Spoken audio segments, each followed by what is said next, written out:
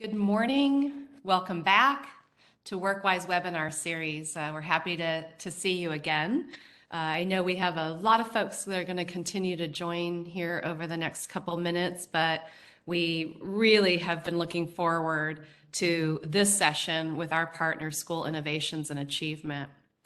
Our intent today is to take a really deep, data-driven dive on this topic from the perspective of three areas and in order of importance: student outcomes, student equity, and then the third would be from the perspective of the fiscal view. And so I'll do introductions in just a moment, but I can't stress enough the importance of us really walking away with practical applications for the near term and the short term, or excuse me, short term and long term, as accountability is that word that continues to be brought up at the state level. And we want to demonstrate through data that we are accountable. We have been accountable to our students. And this is just a wonderful data set to help us in that conversation to improve, again, those student outcomes. So with that, I'm Tasha Davenport, and I am head up here at CASBO, CEO. I'm so happy to welcome Erica Peterson. She is the National Account Manager and Education Manager for SI&A. And then, of course, we have Sarah Bachez, who is our Chief Governmental Relations Officer here at CASBO, working on all of those bills related to enrollment and ADA and the like. So that is our lineup today. Just a couple of quick logistics. Q&A is open, not chat today. So we'll take questions in Q&A. You'll see the link to the presentation posted there. This session is recorded. You'll be receiving one CEU for this session today. It'll again be recorded and posted back on our site. And so without further ado, I would like to turn it over to Erica Peterson from SI&A. Thank you for the work that you've done in this area and for being here to share that information with us today. Welcome. Yeah, welcome. Thank you so much, Tasha and Sarah and the CASBO team for inviting me to engage in this conversation with the membership. I appreciate the work that everyone is doing for students, and I hope that I can help in terms of contributing to the dialogue, because we know attendance is such a critical conversation in these times. So today I'm going to share with you some data that we've been polling and sharing with the state, California Department of Ed, and our most recent snapshot from our partner cohort. So if we could, Sarah, if you can advance to the next slide, I want to share a little bit about the data and the terms that we'll be using as we go through today.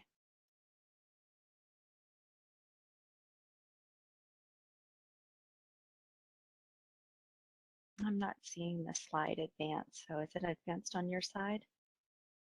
It is? Okay. So do I need to click? Let's see, it's not showing on my end, so that's okay. We can work around that. I just still have the cover screen, so I apologize for the pause. But so the conditions of the data. So the achievement initiative, where the data comes from that I'm sharing today. It's an attendance management system for districts to track, manage, and improve student attendance. And this data sample is a subset of our achievement initiative population. So I just want to let everyone know where the data that we're sharing out comes from. Additionally, in some of the reporting that I'll be showing, the SI&A rate of increase is the growth rate in comparing chronic absence rates year over year. And so you will see that on some of the tables as well.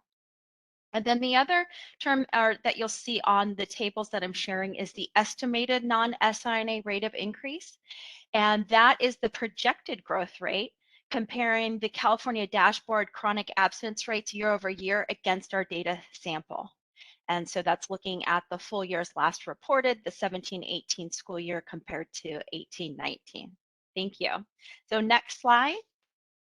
Just a little further on the data set, the demographics.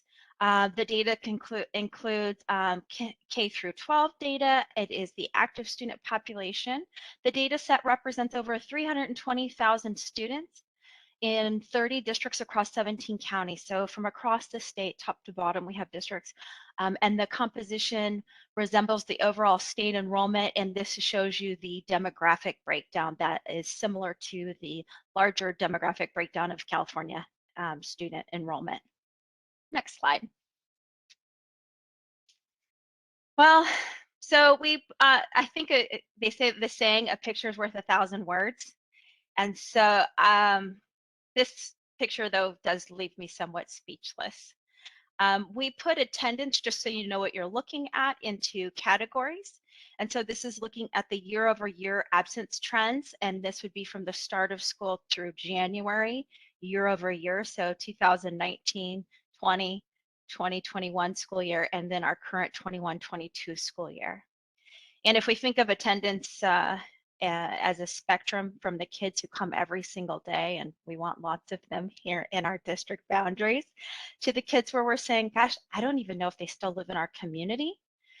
We put those students into different categories then based on that. So from excellent, where we've missed less than 1% of school, then to what we would define as chronic absenteeism, as missing 10% or more.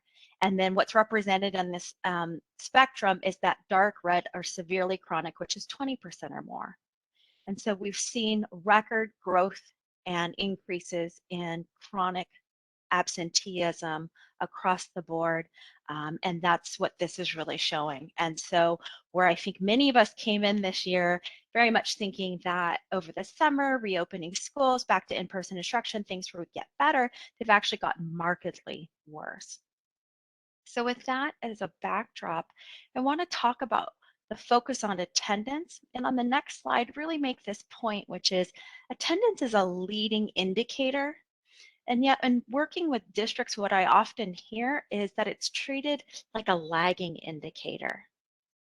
So when you're concerned about academic outcomes, look at your attendance. When you have concerns about equity, those points that Tasha was talking about, funding, looking at attendance, it is a leading indicator.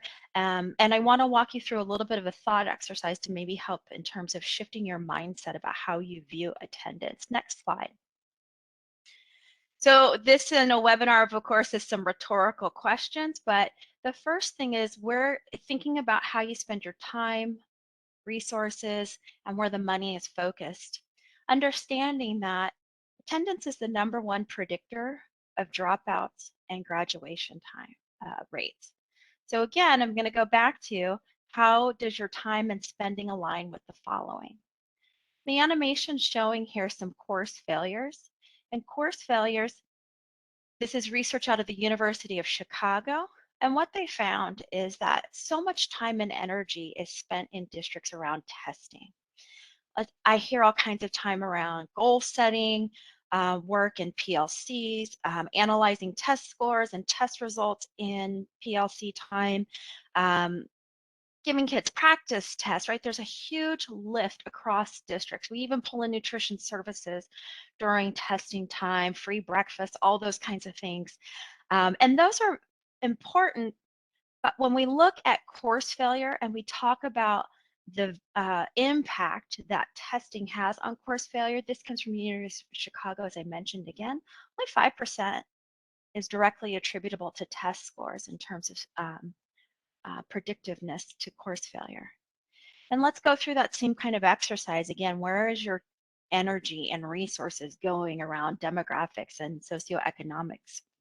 I can think of a whole lot of programs and funding focused on those things like Title I, Title IV, federal special ed, funding just for starters. And I think we can all think of a lot of different type of categoricals and things like that.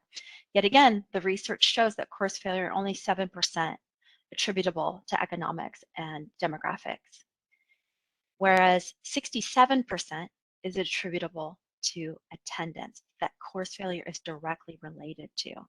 And I mentioned this again to try to shift your thinking. This is about learning time, time on task, and attendance trumps everything. So are you allocating enough time and resources to what we believe is what we know is a 67% problem?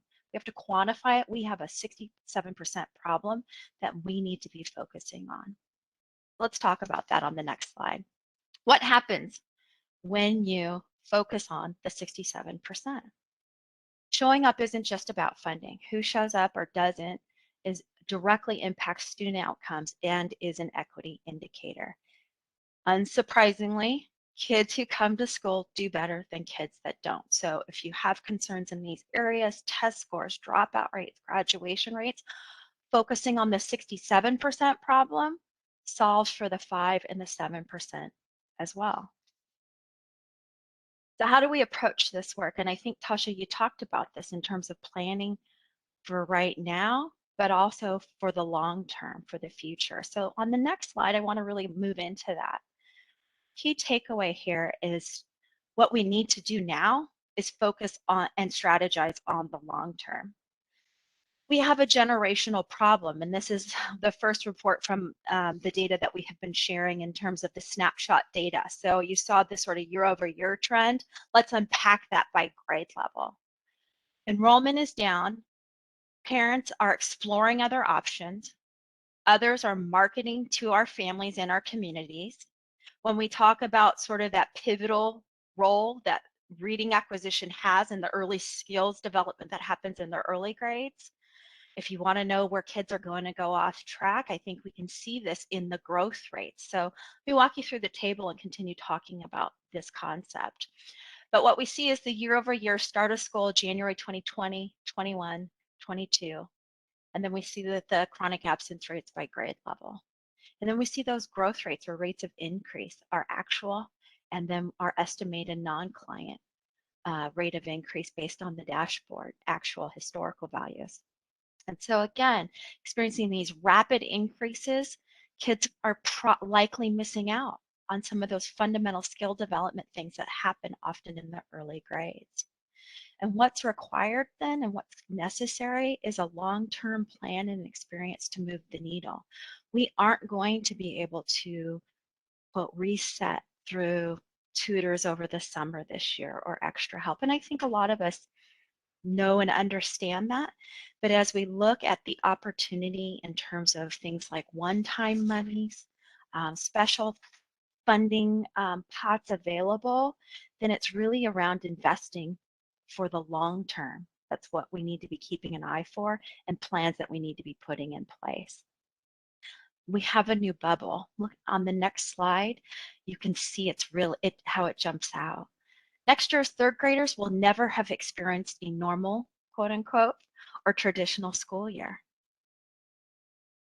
And so I think this chart really shows the last time a kiddo experienced a traditional learning environment and non-disrupted learning. So where do we go from here? And I gotta apologize in advance. It's not super exciting and sexy, but I think it's necessary. On the next slide, it all starts here with a focus on the fundamentals. And fundamentals aren't sexy, but they're very necessary, and it's what's required. So that's my cheeky title. Fundamentals aren't sexy. Sorry. But it's really true. It's hard to focus on. I understand, and I want to be clear that it's hard to focus on, saving the building when the room you're in is on fire, but we have to think beyond the current crisis. And so again, this is we have to look for the opportunity that the surplus revenues and the one-time money may be presenting to us, and invest in long-term strategies that can scale in over time to improve attendance. And this can include staff, but should not rely solely on staff, because I think anybody who's on this right now can tell has all kinds of heartache in terms of finding, retaining staff, and that's a big challenge. And this is where we really lead with systemic problems, which we've seen. It's every grade level is impacted, every student is affected, and we'll continue to see that as we look at deeper into the data. But systemic problems then require enterprise or system-wide solutions and processes. Enterprise solutions are designed to improve efficiency, productivity, while providing a satisfying user experience. They execute with fidelity, with rigor. Enterprise solutions are able to provide data and comparative analysis in order to inform appropriate decisions and action. And when you effectively change processes, that can effectively lead to way to behavior and culture change. Staff training, while important, is not going to solve all problems. And I use the football analogy, having just watched the Super Bowl on Sunday, right? Or if you're a Vince Lombardi fan and you know his philosophy of focusing on the fundamentals.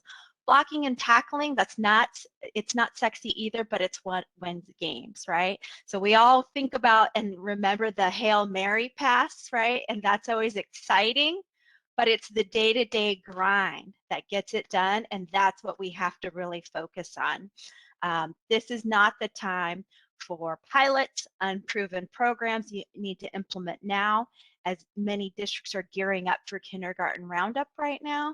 Well, guess what? So are independent charter schools, homeschools, and alternative programs that may be also connecting with your family. So let's talk a little bit more then when we talk about fundamentals and what this might look like and what fundamentals are in place at your district. So a systems approach is really what's required. And so many of us are familiar with systems within our district. So 20, 30 years ago, we adopted student information systems, and they are great data warehouses, keep our information where we need them. And then the evolution was, okay, we now need to have an IEP management system, right? We need to move the trend line, and how do we do that? So we need to take the data from the warehouse of the SIS, put it into an IEP management system. Similarly, for districts in the current crisis, learning management systems. 2 years ago, districts that had learning management systems in place fared much better than districts that did not. And what we think is what's required and necessary is for districts to have an attendance management system, to change trend lines to be an enterprise solution in terms of executing on all those variables that I just outlined previously. And I'll make the case for it in the data, because what's interesting is, again, everybody being impacted. What you'll see on the next slide is when we look at the chronic absence rate comparison by district, every district has incredible growth rates across the board, regardless of the student population. And so large urban and suburban districts are approaching the 40% mark in their chronically absent students when they returned back from winter break last month. And this underscores that recommendation in terms of having a systems thinking approach, because even while small districts also had really high rates of chronic absenteeism as well, they have interesting constructs. A small district, few resources, limited staff, and maybe challenges around handling the influx, whereas we would say conversely, a large district, lots of folks, lots of resources, but the sheer volume is likely overloading them. And without an enterprise solution or a systematic approach to the problem, this is where we're seeing all districts struggling to address the work. Go ahead to the next slide, please. And design matters. As you're looking at your processes and systems, then this is really something to keep in mind. When we work with most districts, if not all, processes are personnel dependent. So many districts allow school sites to manage and drive their attendance processes. And school A may be doing something different than school B, than school C, et cetera. And what we see is one-off solutions, random success, wasted resources, and unreliable outcomes. And data from personnel-driven processes in of itself is meaningless, because it's apples to oranges when we have variability and because everyone's doing something different. When systems are built with a process-driven foundation, the data then becomes meaningful and apples to apples. If everyone is using the same attendance codes, everyone's using the same attendance codes, and they are using them in the same way, that's also critically important to understand. This is where equity can follow, because equity requires bias-free processes, measurement, and oversight, along with administrative and performance reporting. And you can see this, and that's what that imagery here is showing. So this isn't a magic bullet. It's not staff alone. It's not software alone, but it's making sure that the systems and processes that you have in place foundationally are driven through universal, consistent processes with rigor and fidelity built in, and checks and balances.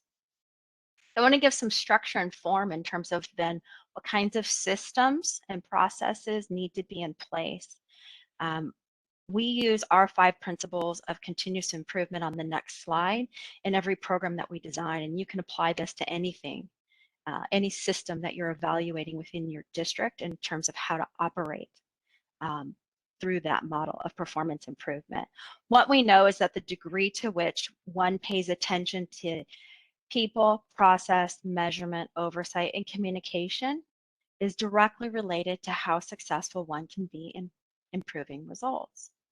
So when we talk about process, and I showed a little bit of that on the last slide, but again, effectively changing processes can lead the way to behavior and culture change. With people, make what you want done easy, meaningful, recognize the work that they're doing, and easy so that people want to work on what you want them to work on. And people need a feedback loop. So this ties in with people and from a measurement standpoint so that they can see positive impact of their actions. So from a measurement standpoint, you need to be consistent. It needs to be understandable. We often talk in the ADA language. I'll do a slightly deeper dive on how we look at data in the upcoming slides. But again, that feedback loop, that it's timely, it's actionable. I often hear from site administrators, I get a month-end close report from business services, and it's 6 to 8 weeks after the data that they're getting. So in September, they're getting reports on how they did it in November. And at that point, you just can't do anything with it. It's just not actionable. Oversight. I work on what my boss is paying attention to, and so do our colleagues, right? So if I'm working on something that no one is ever looking at but me, it must not be important. So we really need to provide oversight to this work and accountability and support our staff members doing this work. And communication that's positive in the home language. Always communicate the outcomes. No one wants to be asked to work on something and then never receive any feedback on what happened. Communicate in a way that the person on the receiving end gets the message. Repetition is good. We'll talk about effective frequency and what that is, but it's really a concept around how often people have to hear that message. And we can apply that to our parents and our families, and I'll do a deeper dive on some of these points. But this, when we put all of these pieces together, that's the model, and it should really be this kind of reciprocal feedback loop that our process is in place, our people are executing on it, we're measuring and knowing what's working or not, and we're communicating out the results, and that's what changes trend lines. Because what's ultimately required is leadership. Continuous improvement does not happen without someone caring deeply about the desired outcome. And as school leaders, that's us. And making sure that we have this focus and that we're demonstrating to our colleagues who are in the trenches why this matters and that this does matter to us. So let's do a deeper dive on some of these concepts and talk a little bit about data. On the next slide, then, inaccurate data, ineffective results. And data gives us all a lot of heartburn. And so let's kind of jump in there. I know I'm talking to the data group. The first thing is aggregates and data are a challenge. And many of us, because we look at ADA, it is an aggregate and it can really mask some patterns and trends in terms of attendance and getting to the root cause of absenteeism.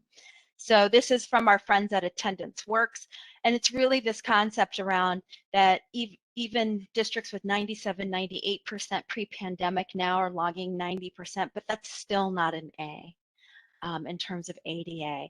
And when we talk about the variability, this is an example you'll see in the green with Oakland, different school sites, and the variation that ADA at 95% can hide within terms of actual absence rates by campus.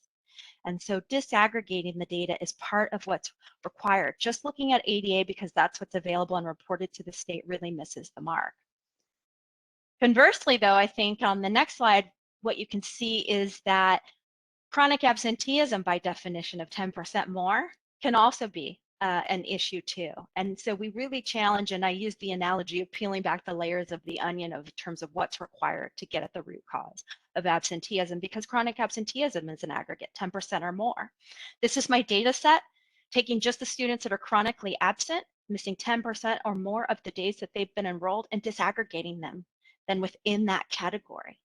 And that allows then for targeted and differentiated interventions, because a student who has maybe missed 7 or 8 days, as represented here on this pie chart, that's about 42%, we would want to intervene differently than we would say somebody who has missed 35, 45, 50 plus days in our district. And that's the challenge in front of us and what we need to do in terms of how we look at our data.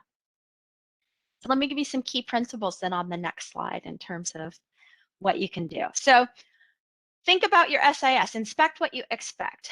You know, the purpose of data and our student information systems are great data warehouses, but they're not attendance management systems. Data should tell a story. It should inspire action. Relying on the SIS doesn't tell a story, and it often aggregates. Attendance taking practices essentially blew up in March of 2020, and they continue to morph and change. They are going to change again.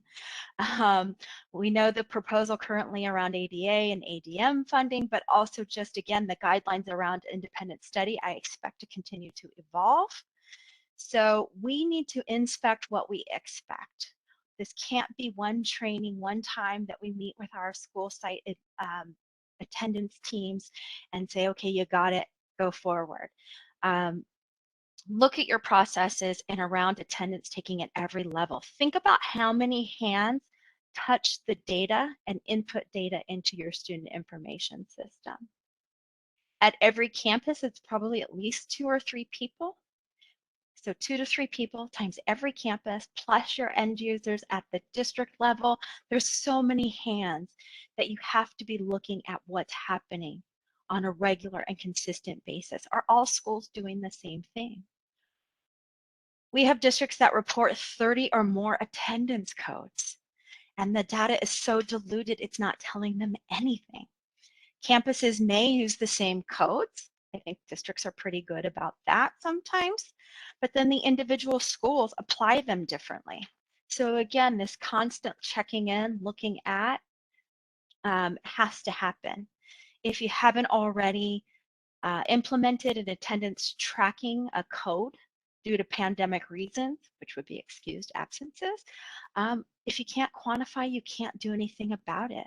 The majority of schools are currently coding absences as unverified or just unexcused. So there's this huge bucket of absences that are basically saying, we don't know why you're not here. And that doesn't provide any insights to you that you can actually act upon. And that's what's required. And then again, with all those hands in the data, again, the value of having a systems approach, looking at attendance management systems to support this work that you're doing and this long-term investment to get kids back in school, you know, and what an AMS does is scrub and clean the data. And just as an example, the AMS that we have has over 1,700 automated scrubbing data checks built into it. So again, this is the idea of how we can evolve into that next area. Let's talk about then we go from data, but what data tells us is when things aren't right, and we see in the data, attendance is an equity issue. On the next slide, attendance is a leading indicator for student outcomes and equity. And so what you see here is chronic absences is highest for Black and Brown students. So these are our top 5 in terms of our largest enrollment within our data set, but they're actually ordered in terms of the highest chronic absence rates. And so what we see on the left in the bar chart is the chronic absence rate year over year for our Black, our Hispanic, Latino, those that designate multiple ethnicities, white and Asian students year over year.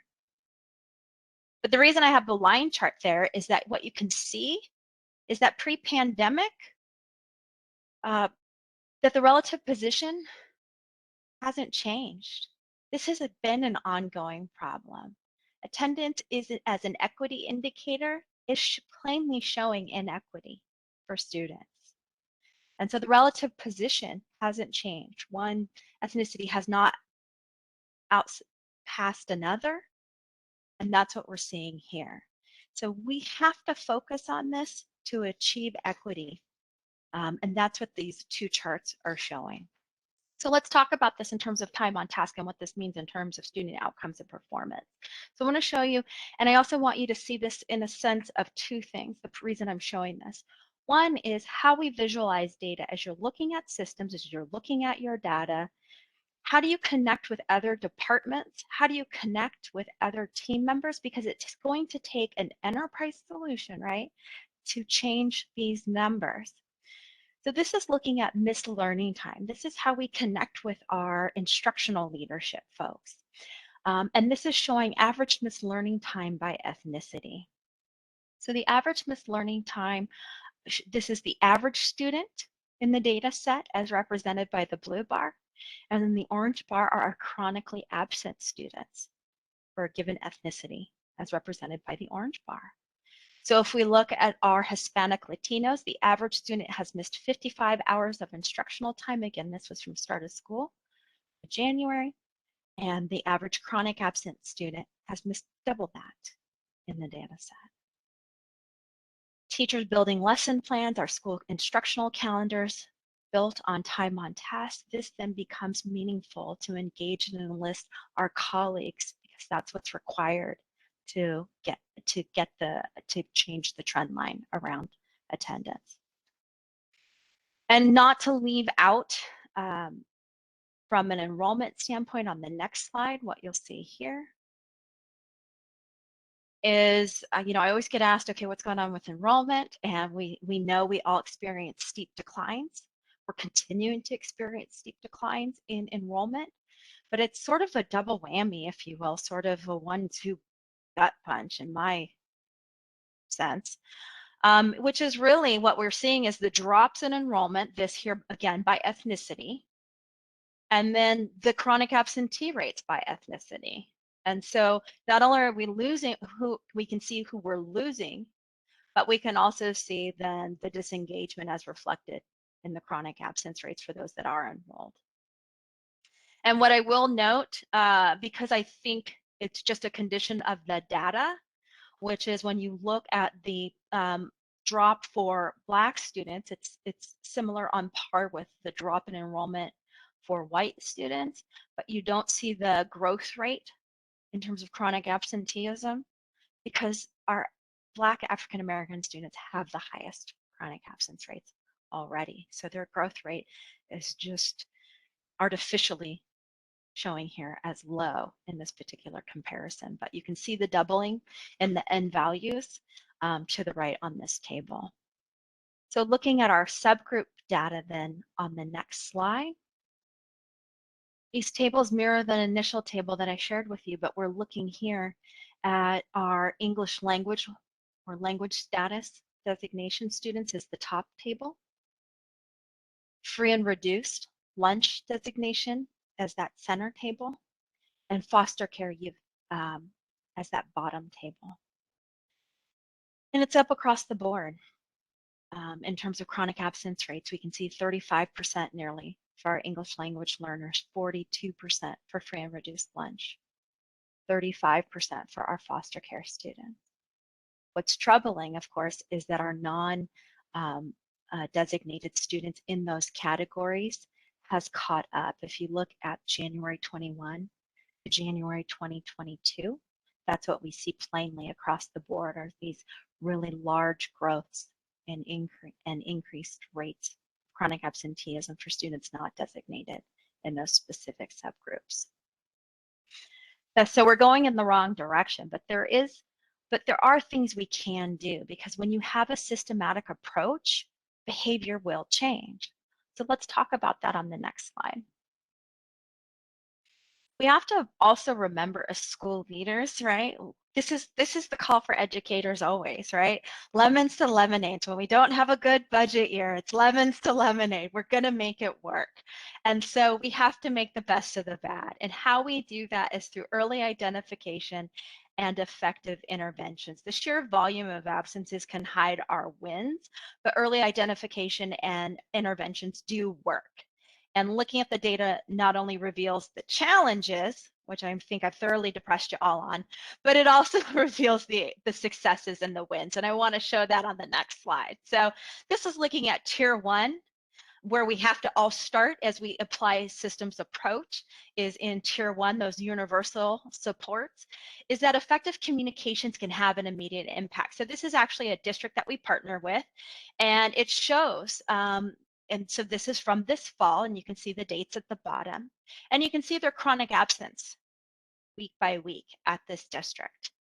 And you can see what happened with the first attendance intervention that was deployed across the district and the immediate impact, and then the repeated exposure of that messaging is had on their chronic absenteeism. Because like many districts, they started the first week pretty good. A lot of kids showed up.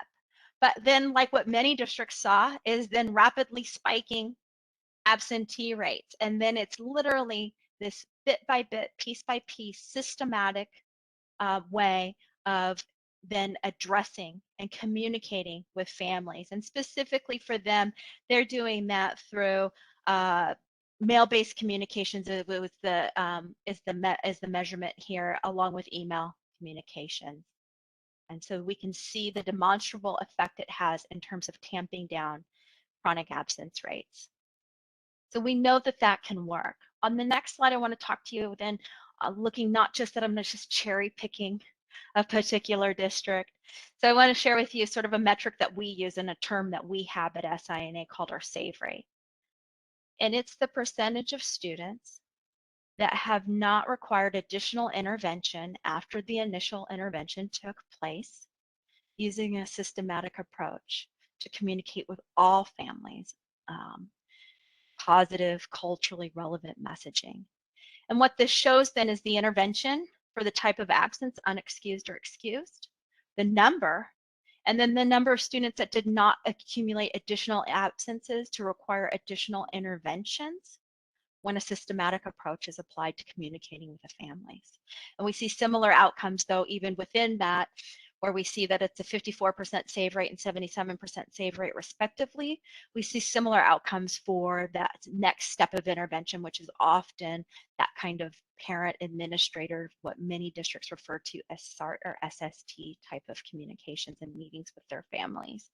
So we see that the work that we do does have an impact.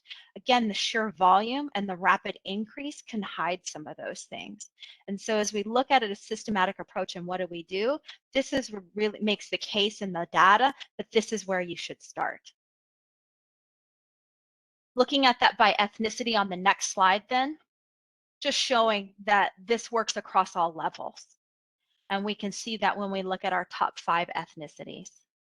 We see the overall save rate, so this is a combo of our unexcused and excused save rates at 60%, and then it's disaggregated by ethnicity. So communicating with our families is critical. It's critically important to success, and it does work. And so we'll talk about that because communicating to families has been a struggle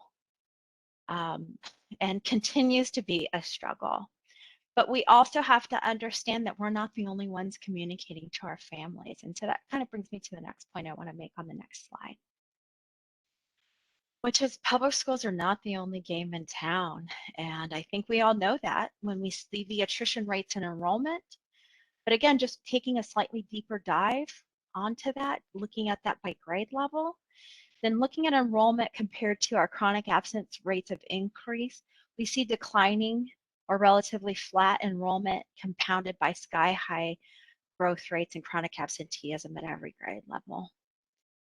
So if you look at first grade, by example, we see a 4% change in enrollment and 102% rate of increase in chronic absenteeism. And so no grade is really truly unaffected by this when we look at that. So what do we do about that? So again, our lemons to lemonade is on the next slide. Let's talk about communication. That's literally where the buck stops. You can't afford to assume effective communication is happening right now or that staff is getting it or doing it right. If you aren't advertising to your families, trust me, others are. The negative environment has made districts not want to communicate outside of what's basically necessary, but it's just an error because alternatives to public schools are being heavily marketed to parents. Let me give you some real numbers behind it. Homeschooling, if you're not aware, is a multi-billion-dollar industry.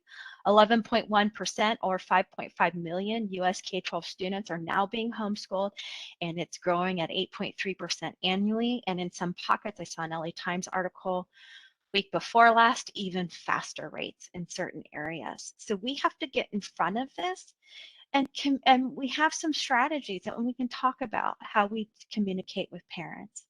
But if you aren't communicating, you really need to start. And so let's talk about how we communicate with our families and what are the strategies we need to think about as we're looking at a systems approach around communication on the next slide.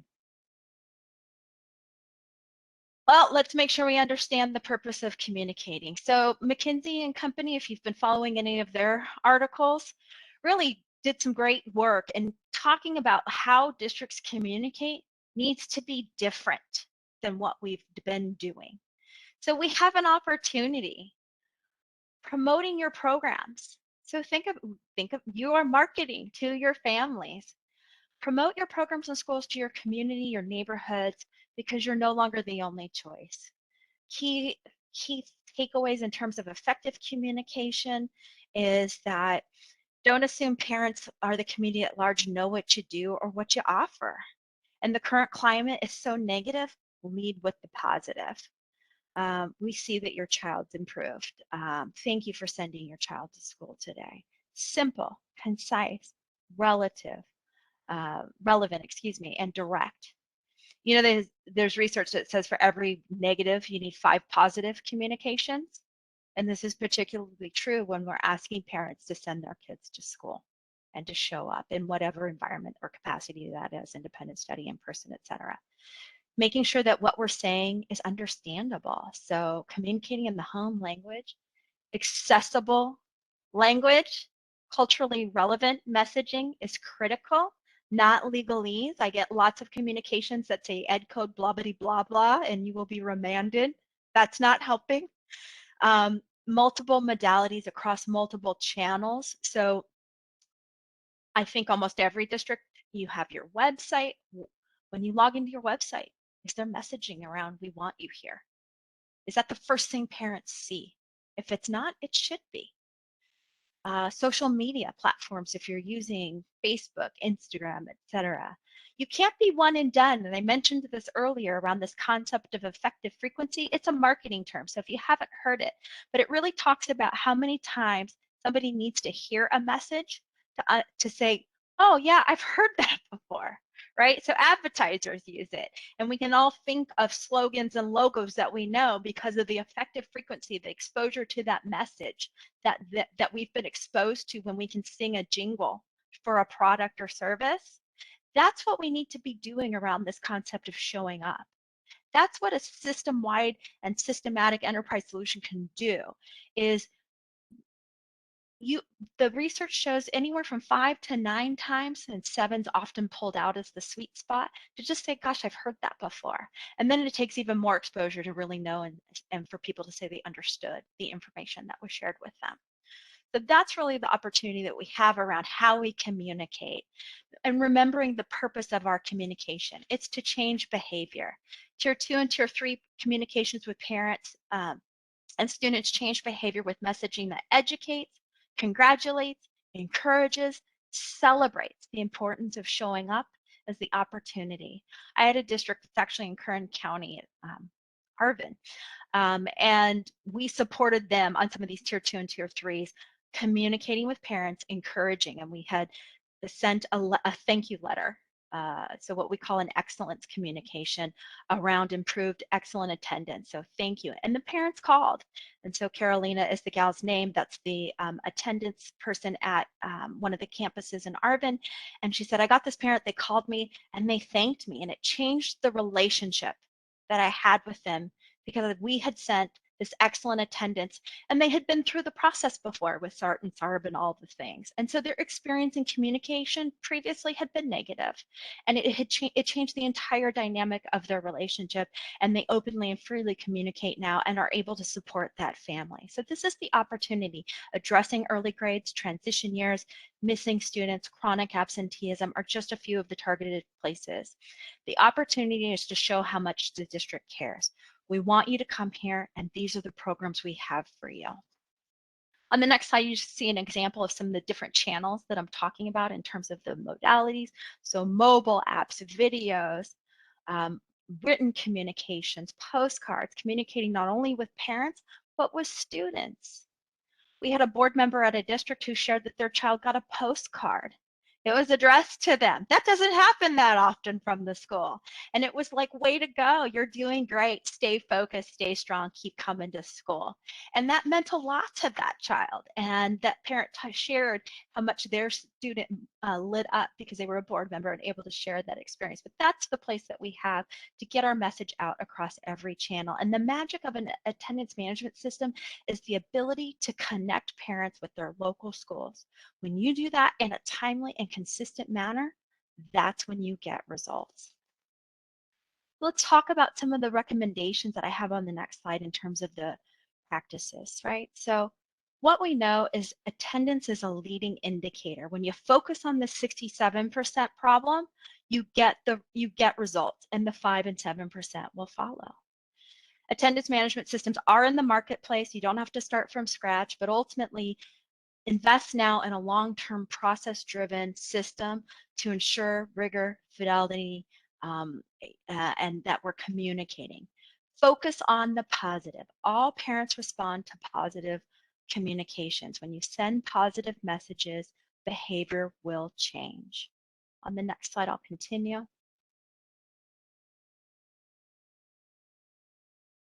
See my animation, you might have to click. There you go, thank you. Our recommended practices. So where do we begin? Look, inspect what you expect, right? So uniform and consistent processes. What are your processes? How are they being executed on? From taking attendance daily to inputting that into the student information system to utilizing that data to determine appropriate re-engagement strategies. When we are communicating, ask yourself, why are we communicating? Home communications need to be sensitive to the challenges families are facing. If districts aren't deploying attendance interventions, if you've said, well, we just aren't, I can't talk to a parent about attendance, you need to state the expectation, get to what the barrier is. Until you state the expectation, people don't have the opportunity to meet it. So resume attendance interventions if you have not been deploying them. And then look at your data, because that's going to be the most powerful thing that you have. It informs action. You know, customize the views and make the data accessible to the people across the district in response to these times. So whether it's looking at it and disaggregating it by ethnicity, gender, free and reduced, ELL, all the different subgroups, looking at it by grade level, by campus, there's opportunity. And we are rich with data, but sometimes analysis poor. And looking at that data then by grade level, ethnicity, to understand how many students are affected, who's affected, and to match them to the appropriate resources and re-engagement strategy are the key takeaways. But doing this now is what's required, and long term, because we have many students that the return to normal is not necessarily quote unquote imminent right now. And so it's going to take that long-term strategy and investment to a systems approach to move this and improve outcomes for all kids. I'm happy to answer any questions or stop down, Tasha, on anything you want to dig deeper into. Sarah, do you want to moderate any questions we might have? Yes, we got a comment from Jared that states that it's a statement: we need to work hand in hand with our district advisory committees, a PAC, LPAC, to address chronic absenteeism among other African American Hispanic groups. Are there other recommendations on subcommittees, processes that they could integrate, given that as part of the local control accountability plan, chronic absenteeism is called out as something that we have to address?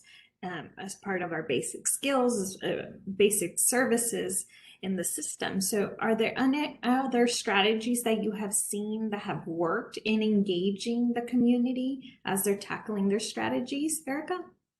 I think it's engaging the community as we're building our strategies. And of course, we know within the LCAP that we are supposed to be inviting community stakeholders in, but making a really concerted effort. I have to hats off to West Contra Costa, who absolutely engages their church leaders and other community partners to some of their, for their constituencies in terms of bringing them in and making them part of the process. And I think making people part of the process, when we talk about that continuous improvement model, that is how we leverage people. People want to be part of the process. They want to be in on things. When people feel that they're in on something, even if they're not the ultimate decision maker in operations, they take ownership. And that's really where we have it's incumbent upon us to enlist those people, to seek them out, and to engage them to make a difference. As we were discussing, Erica, this presentation, Tasha and I had many aha moments. And so I think what would be great is also your key takeaways of what are 3 things they could do today, given this information, having the presentation on their hand, that you know that they could take on and do something just to engage and begin the process at their own school site or their school district. Yeah, I think there's a couple. One is taking that continuous improvement model, right? 5 key areas. Look at this work and do an evaluation of what's working, what's not, sort of a needs assessment, if you will, in terms of where are things broken within this work. Let me give you, for instance, so I was on a call 2 days ago, and a district in the Bay Area was sharing that they were looking at their processes and their systems. And they did determine, because they do site-based attendance teams and they allow their sites to sort of drive this, that that was actually where they were going off, is that each campus was doing something different. So when I mentioned that before, that was grounded in reality. And so I think that that's really it, is taking those 5 principles and then looking at your approach to this work. Are you enlisting all the people? Is everybody, this can't rest on business services, and this can't just rest on student services shoulders, because this is impacting, attendance is a leading indicator. It impacts every department, from how many buses we're going to run today, how many kids are going to show up, right? So everything that we do within the scope of work in business and operations relies on attendance. We need to bring everyone in on attendance and make this our district-wide effort. I hope that helps. Thank you, Erica. Another one is, and then tying it more related to our advocacy work, is we're seeing a lot of conversation and discussions, including one particular piece of legislation, SB 830 by Senator Portantino, that would create a supplemental grant that would be determined based on the differences in terms of your enrollment and attendance, starting to engage that part of that funding. 50% would have to be used to address chronic absenteeism, staff up and maintain staff, to address chronic absenteeism and truancy. And so we know that this is a key issue as we're trying to figure out strategies to ameliorate the impacts of both declining enrollment and ADA fluctuations caused by the pandemic. You've heard directly from legislators that there's so much wariness and hesitation to genuinely do another hold harmless because of the data that's being presented. So I think hearing directly from you're sitting in a different position where you're hearing directly from legislators that concern. And I think for us as an association representing school districts, how can we support you to ensure that we are honoring that accountability and serving our students, while also demonstrating that we are genuinely being impacted by a pandemic that continues to persist? Yeah, and that's a great question, because you know, I think it starts with leading. It starts with leadership. As we talk about, possibly moving from funding from ADA to ADM, et cetera, leading with attendance as a primary, again, is a place to show that accountability, to show that we take this seriously, that any changes to funding, notwithstanding, this is a key issue for us. This is in our top 3 or what have you. I think it's incumbent upon us as districts and to be talking about and to be demonstrating and to be showing that we're looking at the numbers and here's what we're doing about those numbers. This is the opportunity for us to prove up the systems that we have in place or the systems that we need to adopt in terms of addressing these issues, because that is the concern.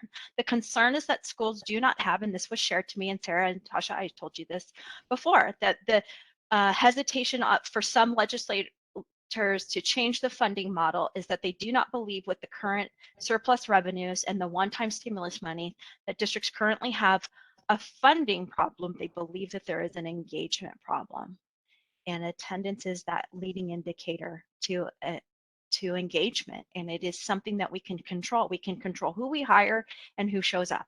That's all we can control in schools. So that's where we need to lead with. All right, Erica, thank you. First of all, just what a powerful story that you've told with data. That is one of our key values is in all of these conversations that take place around education is how do we lead with data and that insight, color in with more of the anecdotal. And so I appreciate you demonstrating that. I also appreciate your ability to share some of those short-term interventions that we can take right now, while we also look at those longer-term structural improvements that we need and giving us, a path forward on the fundamentals, right? The processes, the disaggregated data, continuous improvement, as a mindset. And also just bringing forward that powerful message of marketing. Our parents have choice. Many of the competitors, which we don't think about those terms when we're in education, we do when we're in corporate America, but the competitors are here, and there needs to be a very cohesive and intentional marketing strategy for schools. It's another one of those things that can't be delegated to someone who just has some spare time, right? Which folks don't tend to exist right now in schools with some spare time. But thank you for bringing that forward. It's been something that we have been really hammering on, again, data-driven, with insight, not just a bunch of data, but in a community-friendly manner. We share that at our CBO symposium. We're putting together a series on marketing for education and in education for our districts. And so again, we appreciate the work that you're doing. We appreciate the partnership. And thanks for sharing your expertise with our audience today. Much appreciated. Everyone, I also want to remind you that this will be recorded. You have the presentation that's there in Q&A. And should you have additional questions, don't hesitate to reach out. That's a part of what we do here at CASBO and also with our partners like SI&A. And again, Erica, thank you. Thank you. Have a great day, everyone. And